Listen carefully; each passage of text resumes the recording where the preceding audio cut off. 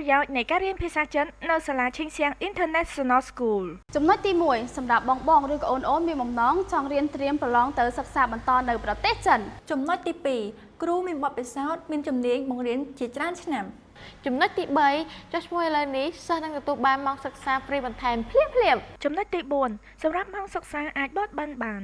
រាល់ពេលសិស្សសុំច្បាប់ឈប់សម្រាកឬរវល់ការងារផ្ទាល់ខ្លួនសាលាមិនមានការកាត់ម៉ោងរៀនរបស់សិស្សទេចំណុចពិសេសមួយទៀតណាសម្រាប់បងដែលរៀនភាសាចិននៅសាលាឈិងសៀងអាចមានឱកាសទទួលបានការងារធ្វើទៀតផង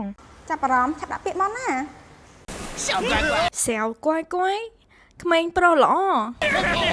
ខ្វាយ跑呀ឆាប់រត់看你们往哪跑ចាំមើលពួកឯងរត់ទៅខាងណា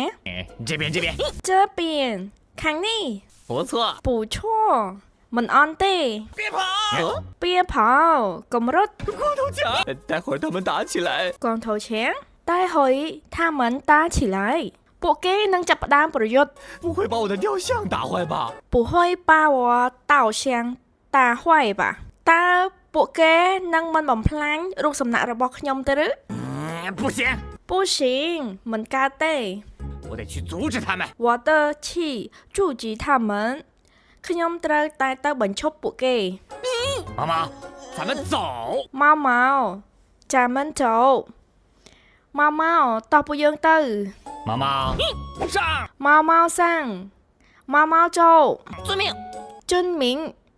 បាទឬមួយក៏ចាស់លោក给我站住给我站住ឈប់នៅត្រង់នេះ